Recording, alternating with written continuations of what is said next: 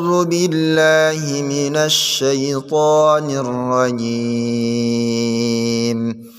بسم الله الرحمن الرحيم. السلام عليكم ورحمة الله وبركاته. إن الحمد لله نحمده ونستعينه ونستغفره ونستهديه ونتوب إليه ونعوذ بالله من شرور أنفسنا وسيئات أعمالنا. من يهده الله فلا مضل له ومن يضلل فلن تجد له وليا مرشدا.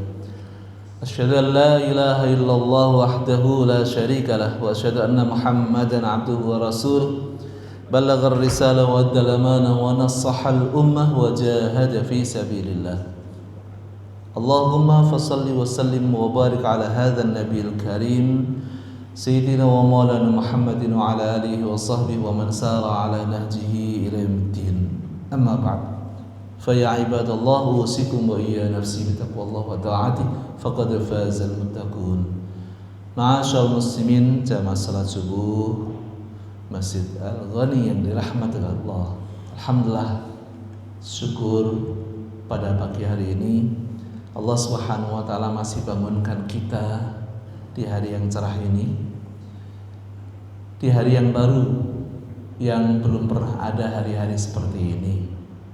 Akan selalu kita lewati hari-hari yang baru, hari-hari yang harus kita isi dengan kebajikan, dengan iman dan takwa.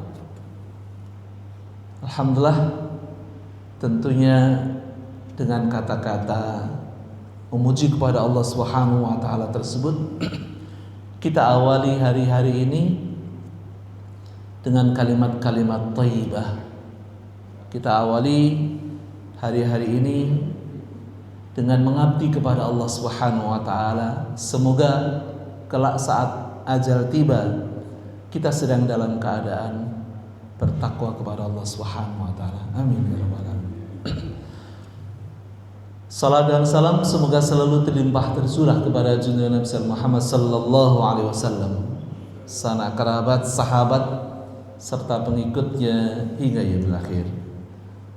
Jamaah sekalian dirahmati Allah, pagi hari ini kita mengkaji hadis arba'in yang ke-12.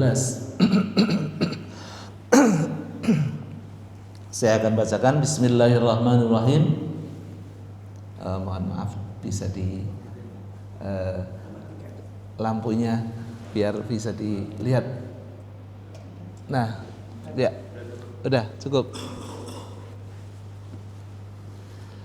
An Abi Hurairah radhiyallahu anhu qala Rasulullah sallallahu alaihi wasallam min husni islamil mar'i tarkuhu ma la ya'ni. Dari Abu Hurairah radhiyallahu anhu, ia berkata bahwa Rasulullah sallallahu alaihi wasallam bersabda, di antara kebaikan Islam seseorang adalah meninggalkan hal yang tidak bermanfaat. Hadis hasan diriwayatkan oleh Imam Tirmidzi dan lainnya. Hadis ini juga diriwayatkan Ibnu Majah. Syekh Al-Albani mengatakan bahwa hadis ini adalah sahih. Hadis ini termasuk jawamiul kalim, yaitu pendek tapi sangat padat dan bermakna, berisi dalamnya. Singkat padat namun berisi. Kandungannya yang penting adalah tentang bagaimana kita membangun masyarakat yang mulia. Kemudian prinsip manajemen waktu. Muslim itu mampu menjaga diri. Kemudian tanda kuat dan lemahnya iman seseorang juga merupakan jalan keselamatan, dan pentingnya tazkiyatun nafs, membersihkan dan mensucikan hati.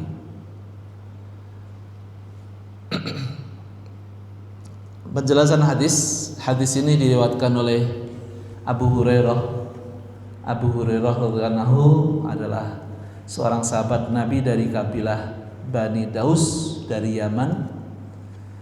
Beliau masuk Islamnya termasuk belakangan, Di masa jahiliyah ia bernama Abdus Syams. Abdus Syams itu maksudnya adalah hamba matahari, budaknya matahari. Di zaman Islam namanya dirubah menjadi Abdurrahman, hambanya Allah yang Maha Pengasih. Abdurrahman bin Sakhr. Abu Hurairah masuk Islamnya melalui dakwah dari Tufail bin Amr Ad-Dawsi. Ia masuk Islam saat masih muda.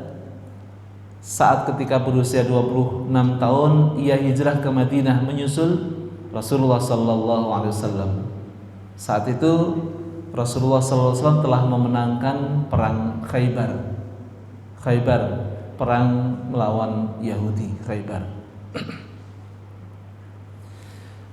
Di Madinah, Abu Hurairah tinggal di Masjid Nabawi, termasuk menjadi ahlus suffah. Kalau sekarang dikatakan kaum sufi itu maksudnya bukan orang-orang yang memakai pakaian yang lusuh, yang tebal gitu ya, tebal tapi murah ya.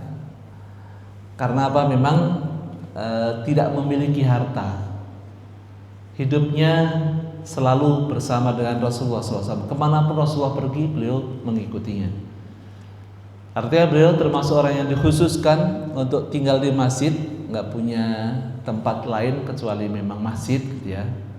Di masjid tersebut ya beliau tinggal nginep di masjid, makan minum ya alhamdulillah banyak yang ngasih gitu ya. Jadi kalau ada teman-teman kita, saudara kita yang datang ke masjid ini kan banyak dari jamaah tabligh yang tabligh kemana-mana. Alhamdulillah selama ini masjid kita terbuka untuk semua jamaah yang memang ingin meramaikan masjid kita. Ada baiknya kalau seandainya dipikirkan juga, ataupun mungkin orang yang memiliki kelebihan harta untuk ayo bagi-bagi makan bersama. Seperti ahlus suffah, ada beberapa orang memang, bukan hanya Abu Hurairah saja yang tinggal di masjid, namun ada beberapa orang. Beliau memfokuskan diri untuk mulazamah bersama-sama Rasulullah SAW. Beliau mengikut Rasul kemanapun Rasul pergi, gitu ya. Mengikuti, sehingga beliau selalu mengikuti apa-apa yang diucapkan, apa yang dilakukan oleh Rasulullah SAW. Hadir selalu saat Rasul mengajar di Masjid Nabawi maupun dalam bepergian kemana saja. Sehingga dalam waktu yang singkat itu beliau mendengar begitu banyak hadis dari Rasulullah SAW, melihat begitu banyak perbuatan Rasulullah SAW. Karena hadis itu kan ucapan, perbuatan, serta takrir dari Nabi Muhammad SAW. Takrir itu maksudnya persetujuan. Ucapan seperti qala Rasulullah SAW gitu. Kalau perbuatan seperti ketika kita mendengar Rasulullah SAW, mendengar para sahabat bahwa Rasul SAW memulai sholat dengan takbiratul ihram dan lain sebagainya. Gitu. Itu namanya hadis. Yang ketiga tadi adalah takrir, persetujuan, ACC dari Rasulullah SAW. Ketika para sahabat makan makan dob, semacam biawak ya, Allah alam apakah sama atau enggak, dob. Kemudian Rasulullah mendiamkan saja, namun Rasul tidak ikut memakannya, dan itu adalah merupakan persetujuan. Maksudnya Rasulullah membiarkan itu, beliau setuju bahwa tidak ada masalah. Atau saat ketika di zaman beliau itu ada masyarakat yang atau para sahabat yang melaksanakan azl itu adalah semacam KB yang dibolehkan di masa sekarang, KB, yaitu ketika hubungan suami istri kemudian ditumpahkan di luar sehingga tidak hamil gitu ya. Nah ini namanya sesuatu yang Rasulullah SAW membolehkannya, Rasulullah mendiamkannya, dan beliau setuju dengan hal tersebut, tidak masalah gitu ya. Karena zaman Beliau tentunya segala sesuatu Allah Subhanahu wa taala wahyukan, apapun dia yang ada di sekitarnya Allah Subhanahu wa taala beritahukan kepada Rasulullah SAW. Karena saat wahyu itu terus-menerus datang. Apapun yang terjadi lalu diturunkanlah wahyu Allah Subhanahu wa taala sebagai pedoman hidup. Maka itulah namanya hadis, yaitu ucapan, perbuatan serta takrir Rasulullah sallallahu alaihi wasallam dan juga sifat-sifatnya, sifat-sifat beliau. Maka dalam waktu singkat Abu Hurairah mendengar demikian banyak hadis dari Rasulullah sallallahu alaihi wasallam. Dengan keistimewaannya tersebut yang tak pernah lupa hadis sejak didoakan oleh Rasulullah sallallahu alaihi wasallam. Didoakan di imamahnya, didoakan oleh Rasulullah SAW. Berkah dari doa Rasul tersebut, beliau selalu hafal betul apa yang diucapkan oleh Rasulullah SAW. Menjadi sahabat yang paling banyak meriwayatkan hadis, paling baik. Hadisnya yang diriwayatkan oleh beliau yang sampai kepada kita itu ada 5.347 hadis. Ini ada orang-orang mustasyrikun, orang-orang orientalis, orang-orang barat yang mempelajari tentang ketimuran, tentang Islam, tentang bahasa Arab dan sebagainya. Itu mereka berusaha untuk menjatuhkan kredibilitas Abu Hurairah dengan menegaskan mana mungkin orang yang terakhir masuk Islam, orang yang paling akhir masuk Islam tapi paling banyak meriwayatkan hadis, berarti ini kan pendusta gitu ya. Itu yang dikatakan oleh orang-orang orientalis. Maka kemudian inilah jawabannya bahwa itulah keberkahan dari doa Rasulullah sallallahu alaihi wasallam. Setiap saat, setiap waktu beliau selalu mulazamah bersama dengan Rasulullah sallallahu alaihi wasallam. Apa yang beliau riwayatkan bukan hanya dari apa yang diucapkan dan yang dilihat dan didengar oleh beliau dari Rasulullah sallallahu alaihi wasallam, namun juga meriwayatkan dari sahabat-sahabat yang lainnya. Abu Hurairah dikenal selalu menggunakan waktunya untuk hal-hal yang bermanfaat.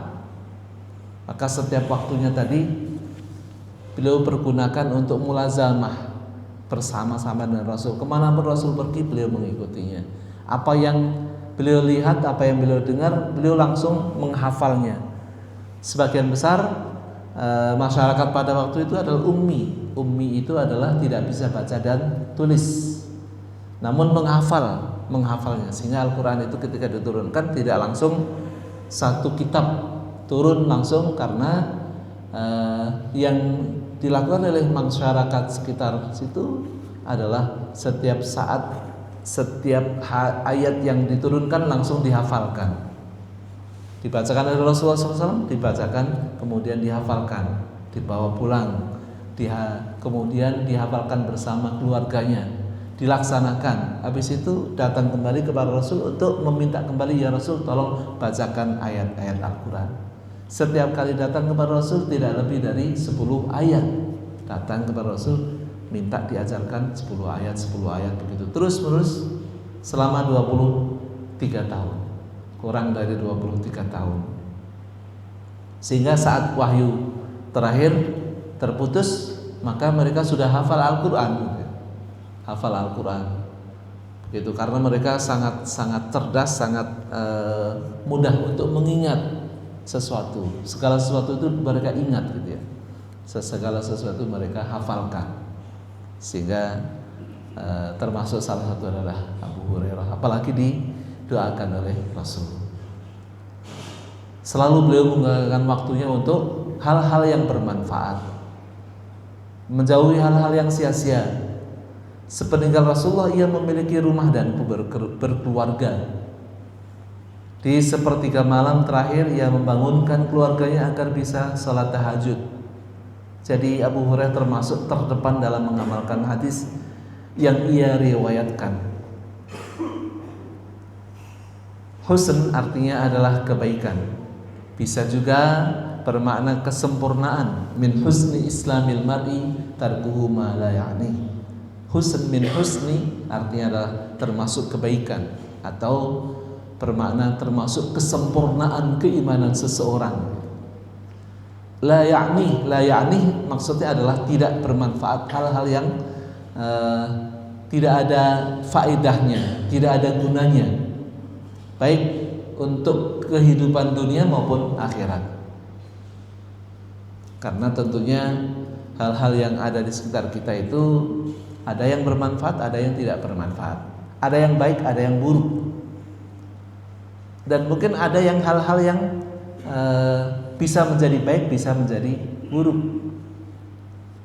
Contohnya waktu luang gitu ya. Waktu luang bisa kita isi dengan hal-hal yang bermanfaat, atau boleh jadi kita manfaatkannya untuk hal keburukan, atau mungkin memanfaatkannya untuk hal-hal yang remeh-temeh yang tidak ada artinya, mungkin yang tidak ada manfaatnya, tapi tidak termasuk kategori dosa misalnya, tapi tidak bermanfaat. Nah, hadis ini pendek tetapi maknanya dalam dan mengandung pelajaran yang sangat luas.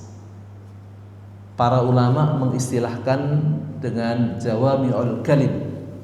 Artinya Rasulullah SAW termasuk salah satu keutamaan beliau adalah mampu untuk mengucapkan satu kata-kata yang bermakna, kata-kata yang pendek namun mudah untuk diingat dan mudah untuk dilaksanakan. Contohnya hadis ini, min husni islamil mar'i tarkuhu ma la ya'ni. Mudah untuk diingat, mudah untuk dihafalkan. Min husni islamil mar'i, coba diulang-ulang.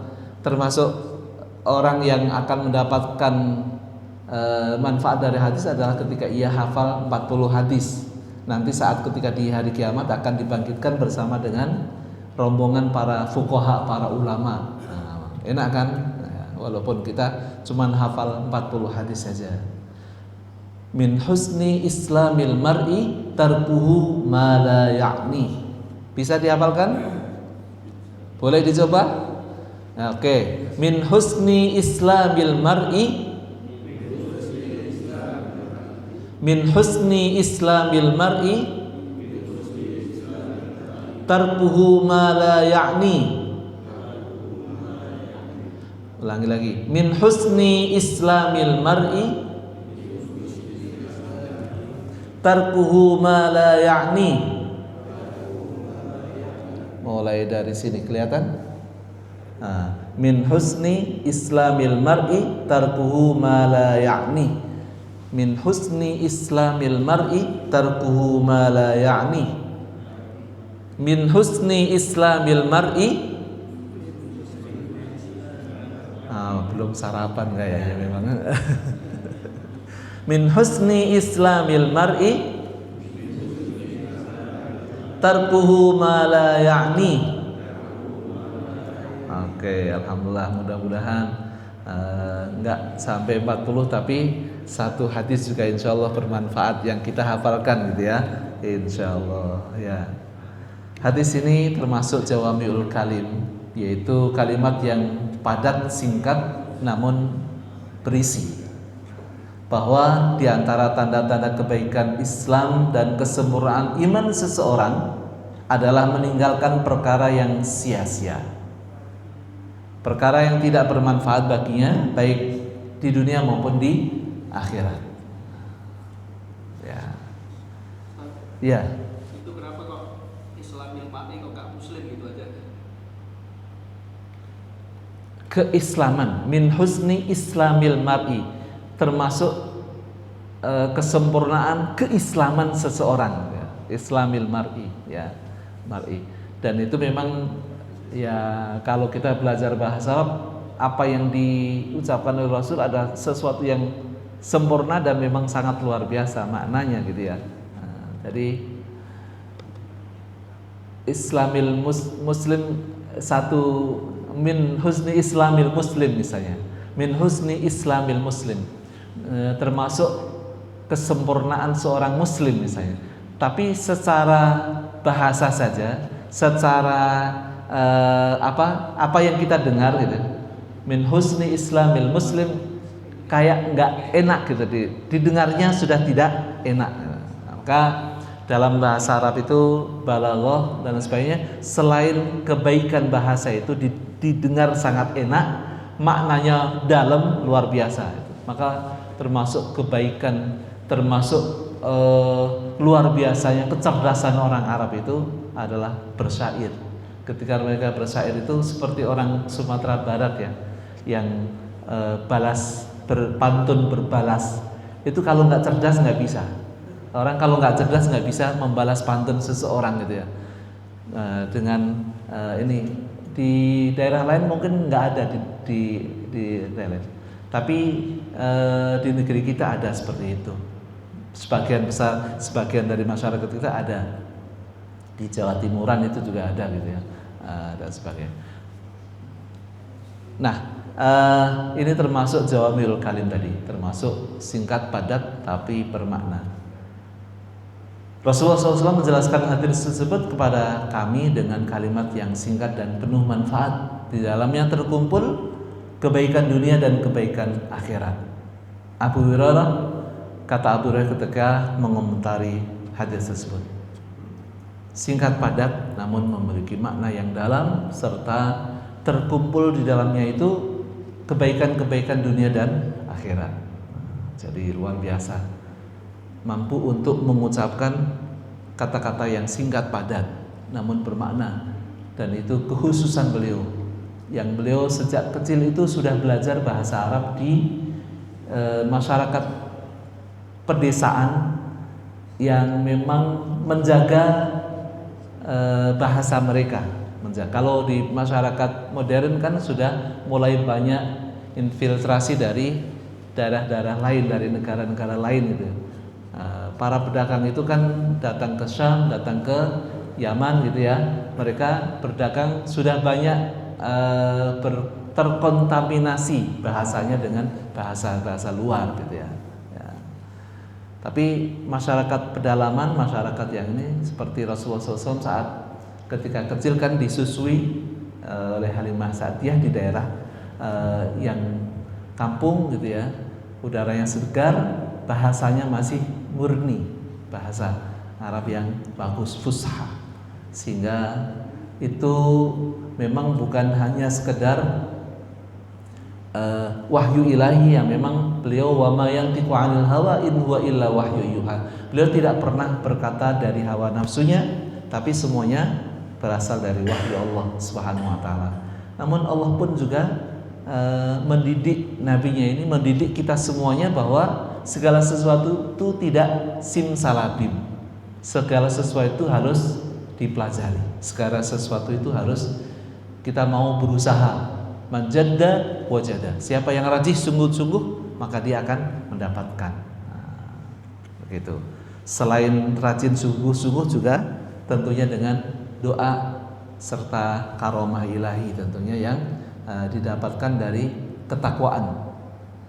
Ya, dengan ketakwaan wattaqullaha wa yu'allimukumullah. Takwalah kepada Allah, Allah akan ajarkan ilmu kepadamu. Jadi kalau orang barat itu hanya usaha saja yang mereka lakukan. Misalnya Thomas Alva Edison yang sampai 1000 kurang 1. Dia berusaha terus-menerus untuk menemukan bola. Tapi lagi-lagi begitulah, orang yang serajin sungguh-sungguh pasti akan mendapatkan. Tapi kalau ulama-ulama Islam itu nggak sampai segitunya gitu ya. Belajar memang rajin sungguh-sungguh, tapi Allah Subhanahu wa taala berikan dari jalan yang lain juga. Ketika Ibnu Sina misalnya, Ibnu Sina itu selain seorang dokter juga penemu alat-alat kedokteran gitu ya. Alat-alat kedokteran. Selain ahli dalam bidang dokter, beliau juga ahli dalam bidang yang lainnya. Ahli dalam ilmu kalam, ahli dalam ini dan sebagainya. Dan begitulah ulama Islam itu manfaat waktunya itu sangat luar biasa. Waktunya sangat bermanfaat bagi orang lain. Tidak terbayang seorang ulama masih muda udah wafat, tapi bukunya itu luar biasa. Bukunya itu banyak bertumpuk-tumpuk sehingga satu hari itu Imam Syafi'i salah satu contohnya, beliau itu satu malam tidak tidurnya sambil duduk saja mungkin krip gitu ya. Sehingga waktu subuh itu nggak perlu berwudu lagi. Karena apa? Semalaman tidak tidur. Kalau tidurnya sambil senderan itu kan membatalkan wudu gitu ya. Tadi tidurnya duduk tidak senderan itu tidak membatalkan wudu. Sehingga beliau itu subuh tidak berwudu lagi. Karena apa? Tidak batal semalaman. Dan semalaman ketika dikomentari, tamu Anda kenapa semalaman tidak menggunakan air, tidak berwudu, apa enggak sholat malam gitu ya. Ini kok ulama besar tapi kok tidak sholat malam gitu ya. Ya ternyata enggak pakai air lagi, kenapa? Sholat malam tetap jalan gitu ya. Dan selama semalaman itu beliau ngarang sebuah kitab yang berjilid-jilid. Enggak perlu ditulis itu, tapi sudah ada di sini. Satu malam saja mengarang satu kitab yang besar, berjilid-jilid. Sehingga tinggal diutarakan, tinggal dan sebagainya. Kalau seperti ada rekaman modern seperti ini, kayaknya nampaknya ilmu beliau ataupun buku-buku beliau lebih banyak lagi kalau ada rekaman seperti saat modern seperti ini. Tapi beliau di masa itu tapi sudah memiliki ilmu yang banyak, wawasan yang luas. Ya, yang pertama kandungan hadis ini membangun masyarakat mulia.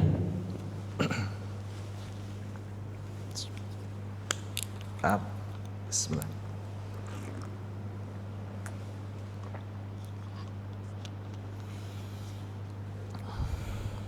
Ya, membangun masyarakat mulia. Hadis ini menunjukkan bahwa Islam ingin membangun masyarakat yang mulia, masyarakat yang dipenuhi dengan kebaikan di dunia, yang kemudian mengantarkan kepada kebaikan di akhirat. Ciri utama masyarakat mulia adalah masyarakat yang menggunakan waktunya untuk hal-hal yang bermanfaat dan menjauhi perbuatan yang sia-sia. Masyarakat yang produktif. Jadi kita lihat orang-orang yang produktif itu mereka sangat bermanfaat waktunya. Walaupun muda, walaupun wafat dalam usia muda, namun ilmunya itu luar biasa. Imam Syafi'i gitu ya, Imam Syafi'i. Sampai hari ini kita masih mendengar dan melihat serta bisa menyaksikan ilmunya yang luar biasa. Masih selalu disebut-sebut namanya. Kalau kita lihat masyarakat di sekitar kita ya, ketika wafat itu mungkin hanya diingat dalam beberapa waktu saja. Oh dulu di sini ada seorang yang bernama si fulan gitu ya.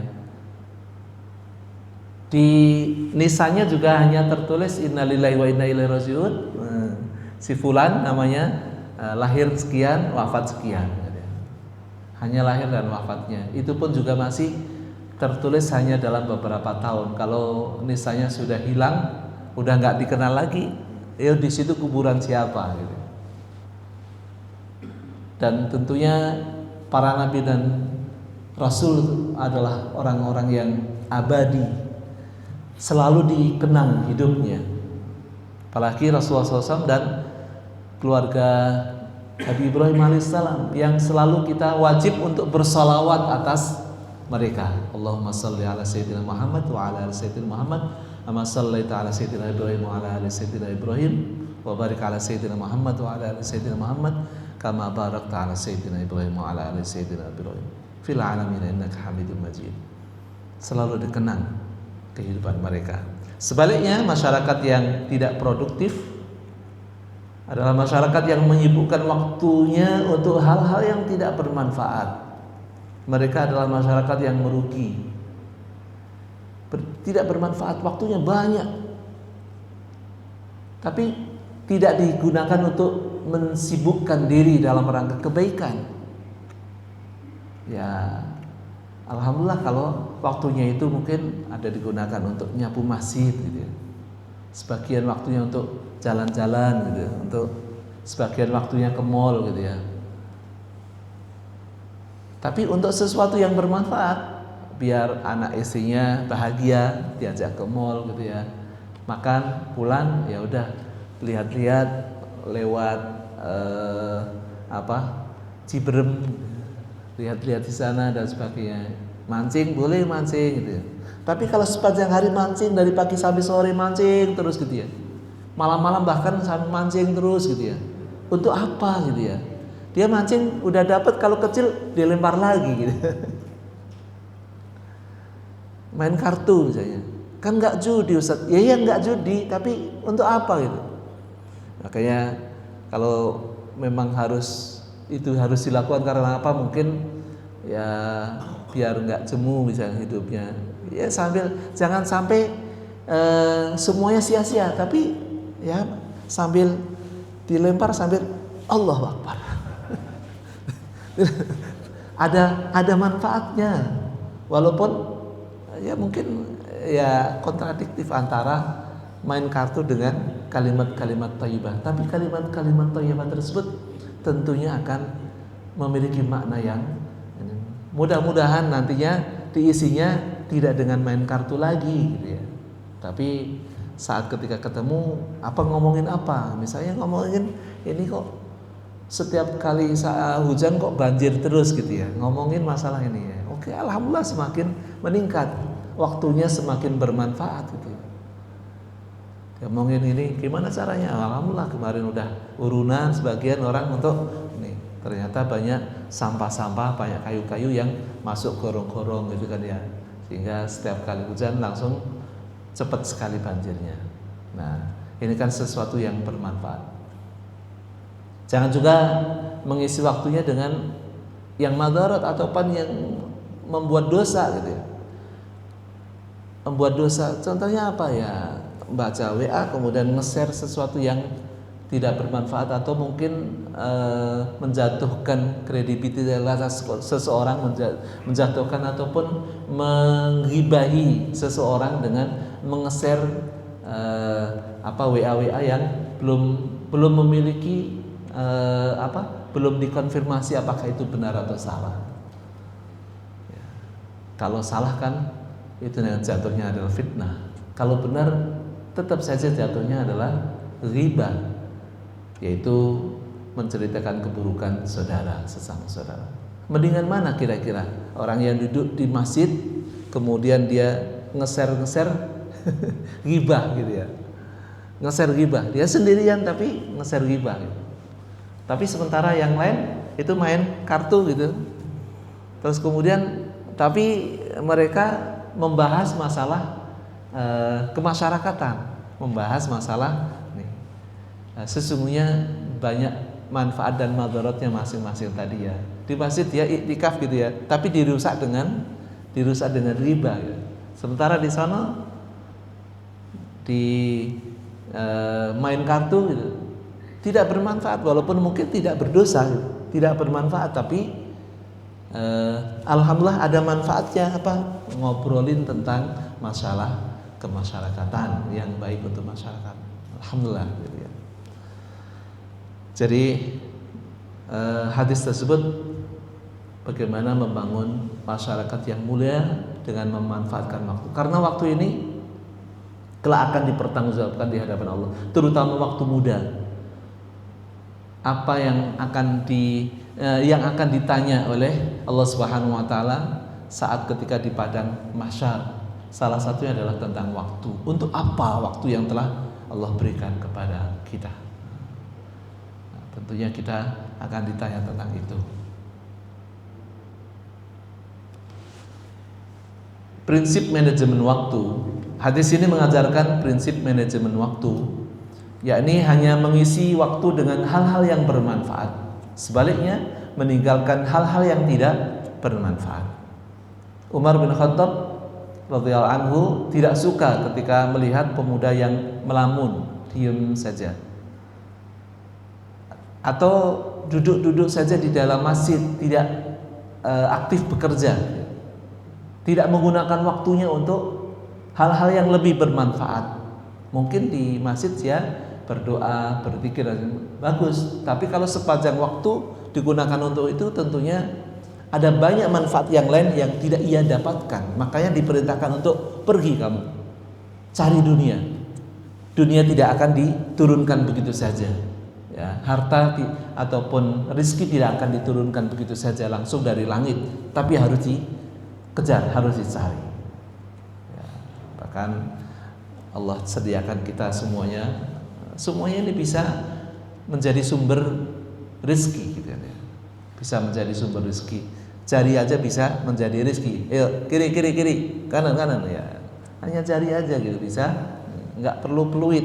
Peluit nanti kalau udah dapat duit baru beli peluit ya.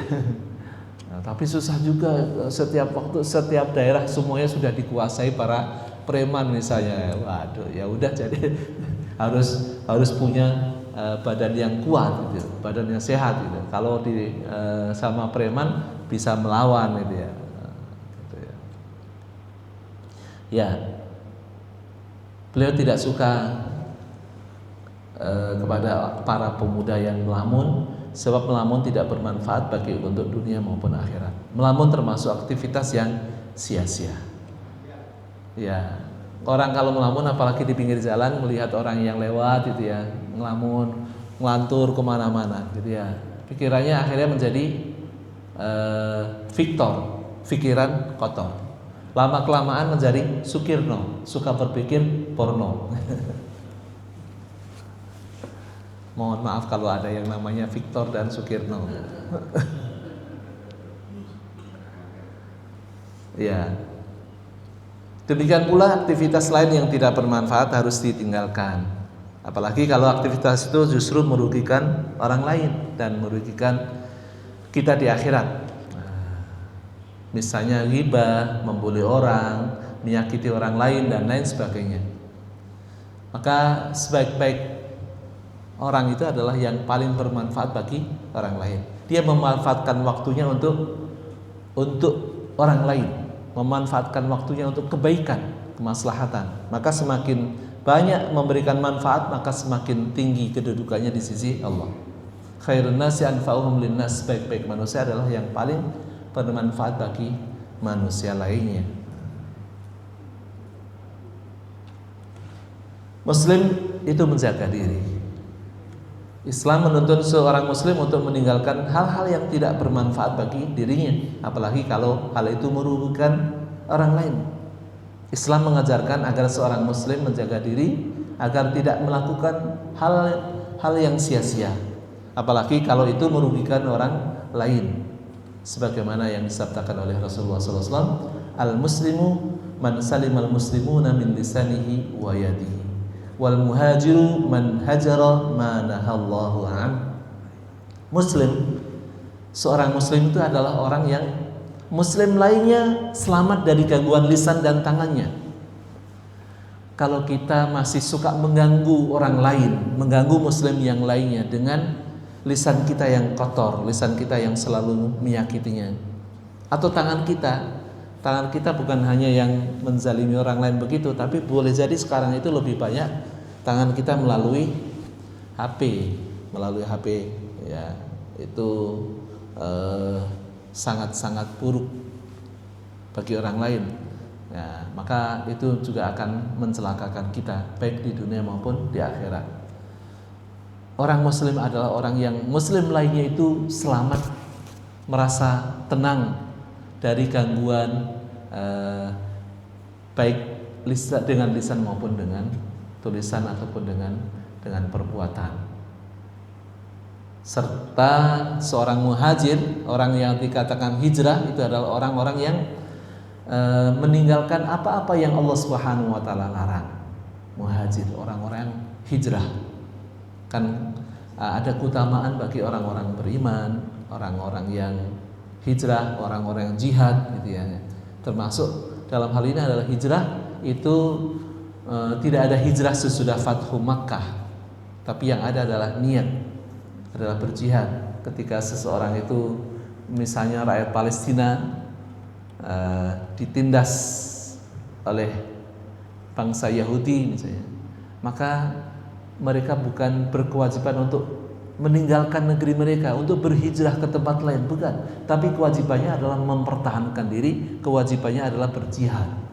Kalau mereka semuanya diperintahkan atau mereka dibolehkan untuk hijrah meninggalkan negerinya, maka negerinya kosong sehingga mudah untuk dicaplok sama Yahudi. Begitu. Jadi orang yang berhijrah adalah orang-orang yang meninggalkan apa-apa yang dilarang Allah Subhanahu wa taala. Itu hijrah secara maknawi.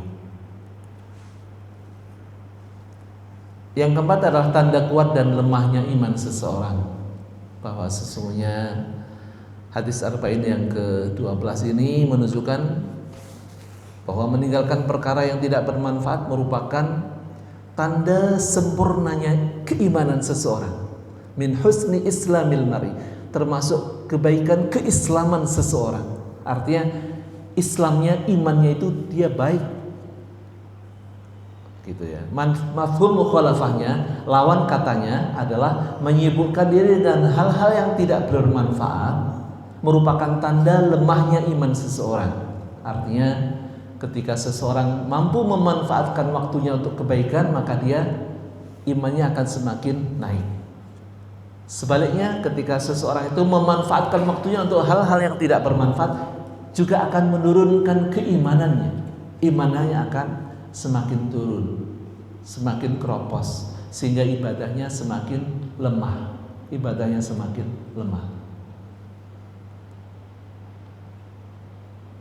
Dari Anas bin Malik, ia berkata, seorang laki-laki dari kalangan sahabat Nabi meminta nasihat kepada beliau. Kabarkan apa yang bisa memasukkanku ke dalam surga. Maka Rasulullah SAW bersabda, apakah engkau tidak tahu seorang itu boleh jadi terhalang dari surga karena mengucapkan kata-kata yang tidak bermanfaat, atau bakhil dari apa-apa yang tak mengurangi hartanya. Dua hal yang menyebabkan seseorang terhalang dari surga. Ketika beliau ditanya tentang apa-apa yang memudahkan seseorang masuk ke dalam surga, maka beliau kemudian menjawabnya dengan kata-kata yang sebaliknya. Artinya jangan sampai menjadi orang-orang yang terhalang masuk surga sehingga tidak mudah untuk untuknya untuk masuk ke dalam surga. Yaitu seseorang yang boleh jadi banyak orang-orang terhalang masuk ke dalam surga karena ucapannya, atau boleh jadi karena kebakhilan dirinya, tidak mau menginfakkan apa yang dia miliki, baik infak wajib maupun infak sunnah. Infak wajib tentunya adalah zakat. Itu boleh jadi terhalang. Salah satu contohnya, ucapan seseorang itu menyebabkan dia masuk ke dalam neraka. Walaupun mungkin pada ujung-ujungnya nanti kalau ia memiliki iman tentunya bisa masuk ke dalam surga, tentunya atas kehendak Allah Subhanahu wa taala. Sudah pernah dibacakan di dalam hadis yang di waktu subuh gitu ya. Seorang yang sedang taat ibadah, sedang salat, sedang sujud, diinjak kepalanya oleh orang fajir, orang pendusta, orang-orang banyak melakukan dosa-dosa besar. Tentunya orang yang sedang sujud tersebut orang yang terzalimi, dan dia tentunya juga berhak untuk melawan, tapi karena tidak ada kekuatan sehingga ngomongnya cuman dia salahnya adalah mengatasnamakan Allah Subhanahu wa taala. Demi Allah, kamu tidak akan diampuni oleh Allah. Demi Allah, kamu akan masuk neraka gitu ya. Demi Allah, kamu termasuk orang yang sesat gitu ya. Kan banyak sekarang orang-orang banyak mengatakan demikian dengan mengucapkan demi Allah. Allah tidak akan ampuni. Allah Subhanahu wa taala yang Maha mendengar kemudian menegaskan siapa orang yang mengatakan bahwa aku tidak akan mengampuni. Dia mengatakan bahwa Allah itu tidak akan mengampuni dosa orang tersebut gara-gara orang yang sedang beribadah gitu ya, sedang beribadah gitu diinjak kepalanya gitu ya. Tapi Allah yang Maha Rahman, Maha Rahim, Maha Pengasih, Maha Penyayang, justru mengampuni orang tersebut. Karena apa? Karena ucapan orang ini menyebabkan Allah murka. Kamu seenaknya mengatasnamakan aku, gitu. Mengatasnamakan Allah Subhanahu wa taala bahwa Allah tidak akan mengampuni. Siapa bilang aku tidak akan mengampuni? Aku sudah ampuni dia. Dimasukkanlah orang yang jahat ini, ya karena dia muslim gitu ya. Dimasukkanlah orang yang jahat ini, orang yang mungkin preman gitu ya. Orang sholat aja diinjak kepalanya itu kan sangat preman gitu ya. Tapi dia dimasukkan ke dalam surga, diampuni dosanya, dimasukkan ke dalam surga. Sementara orang yang mengatakan bahwa Allah tidak akan mengampuni itu, dengan mengatasnamakan Allah, maka kemudian dia dimasukkan ke dalam neraka. Ini salah satu contoh saja. Atau mungkin sombong takabur, orang muslim tapi dia sombong gitu ya, menghalang-halangi dari dia masuk ke dalam surga. Na'udzubillah. Dan bakhil itu juga banyak menyebabkan orang-orang, kalau apalagi menolak membayar zakat, maka dia telah keluar dari Islam. Jalan keselamatan, ya, tidaklah sebuah perkara akan berakibat kecelakaan manusia kecuali Allah haramkan perkara itu. Tidaklah suatu perbuatan menjerumuskan ke dalam kehancuran kecuali Allah akan larang perbuatan itu. Jadi yang dihalalkan oleh Allah adalah hal-hal yang baik, yang diharamkan Allah adalah hal-hal yang buruk. Maka meninggalkan perkara yang tidak bermanfaat adalah jalan keselamatan, jalan yang baik. Sebab tidaklah seseorang bisa meninggalkan sesuatu yang tidak bermanfaat kecuali itu juga pasti bisa meninggalkan hal-hal yang haram. Ketika seseorang sudah bisa meninggalkan hal-hal yang tidak baik, walaupun mungkin hal itu masih mubah gitu ya, tapi kalau itu sesuatu yang tidak baik, maksudnya menggunakan waktunya untuk hal-hal yang sia-sia tadi, yang tidak bermanfaat, itu adalah hal-hal yang buruk, maka tentunya dia juga telah meninggalkan hal-hal yang haram. Hal-hal yang tidak bermanfaat saja sudah dia tinggalkan, tentunya hal-hal yang haram lebih-lebih lagi dia insyaallah akan mampu meninggalkan hal tersebut. Maka ini adalah merupakan jalan keselamatan. Dari Uqbah bin Amir yang mengatakan, aku bertanya, ya Rasulullah, apakah jalan keselamatan itu? Beliau bersabda, jagalah lisanmu. Hendaklah rumahmu membuatmu merasa lapang. Artinya betahlah untuk tinggal di dalam rumah dan menangislah karena dosa-dosamu. Jaga lisan tentunya ini adalah hal yang paling utama ketika seseorang itu mampu menjaga lisannya dan juga tentunya tangannya dari menzalimi orang lain. Lebih banyak betah di rumah, kenapa? Karena di luar rumah tentunya banyak dosa-dosa yang bisa ia lihat, bisa ia saksikan, namun dia tidak mampu untuk merubahnya. Atau bahkan dia menikmati melihat dosa-dosa tersebut. Na'udzubillah. Atau menangis, banyak menangis karena dosa-dosa. Artinya ya lebih banyak untuk bertaubat. Kemudian yang terakhir adalah pentingnya tazkiyatun nafs. Hadis ini menunjukkan betapa pentingnya tazkiyatun nafs. Tazkiyatun nafs membersihkan dan mensucikan jiwa. Pentingnya membersihkan hati, dan di antara tanda hati yang bersih adalah meninggalkan hal-hal yang tidak bermanfaat baginya. Artinya segala kebaikan dan keburukan itu muaranya adalah hati. Hati yang bersih, maka dia akan menyebabkan seseorang itu untuk berperilaku kebaikan-kebaikan. Ucapannya adalah ucapan yang baik dan mulia, tidak pernah mengganggu ataupun menzalimi orang lain. Perbuatannya juga demikian, dan bahkan hatinya pun juga tidak ada iri, dengki, tidak ada penyakit-penyakit hati. Ini hati yang bersih, hati yang suci.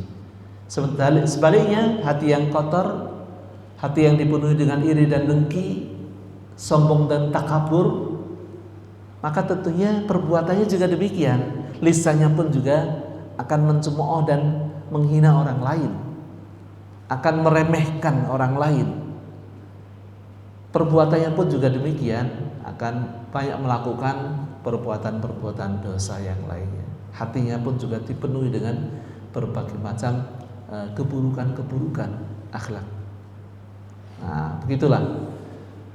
Maka sebaliknya, jika seseorang menyibukkan diri dengan hal-hal yang tidak bermanfaat, itu merupakan tanda hatinya tidak bersih, sebab ia jauh dari Allah Subhanahu wa ta'ala.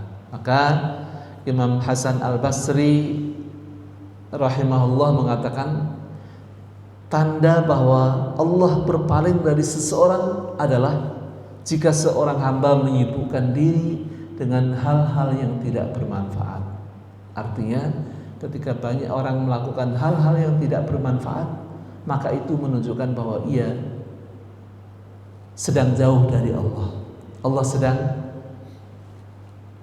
Allah sedang berpaling dengannya. Maka kita perbaiki diri kita.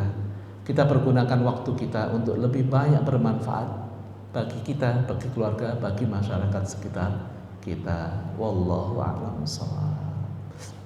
Baik, sampai di sini. Barangkali ada yang ditanyakan, monggo silakan.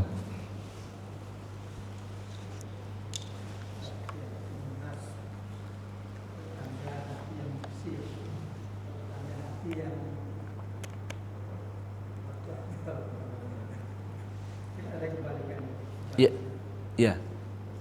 Hati yang kotor, tetangga yang oh iya, betul. Dari sisi tazkiyatun nafs, membersihkan jiwa, maka ini termasuk tanda-tanda bahwa ketika kita melihat, ya enggak tetanggalah kita sendiri misalnya, ketika kita berperilaku buruk, berakhlak yang tidak baik sama tetangga, suka nyakitin tetangga baik dengan lisan maupun dengan tangan kita, sukanya kita dangdutan misalnya, kita kenceng-kenceng padahal tetangga lagi sakit. Ini menunjukkan bahwa memang hati kita sedang kotor, atau kita tidak memanfaatkan waktu-waktu kita itu untuk kebaikan-kebaikan, sehingga menyebabkan hati kita kotor. Kita suka menggunakan waktu kita untuk hal-hal yang mengotori hati kita. Sebaliknya, ketika kita baik kepada tetangga, kita mengikuti panduan sabda Rasulullah SAW ketika datang dari luar, kemudian kita bawa oleh-oleh gitu ya, kasih ke tetangga kiri kanan gitu ya. Ketika kita masak, kita perbanyak kuahnya gitu, kita bagi ke tetangga kiri kanan dan sebagainya, walaupun hanya sepele gitu ya, sesuatu yang remeh-temeh gitu, tapi itu adalah menunjukkan hati yang bersih, menunjukkan bahwa kita termasuk insyaallah berusaha untuk memperbaiki atau melakukan tazkiyatun nafs, begitu. Wallahu a'lam.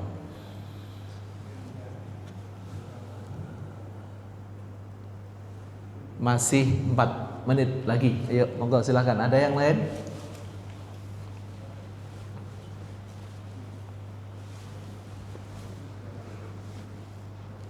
Baik, kalau tidak ada, kita cukupkan sekian dan kita akhiri dengan subhanakallahumma wa bihamdika asyhadu an la ilaha illa anta astaghfiruka wa atubu ilaik. Assalamualaikum warahmatullahi wabarakatuh.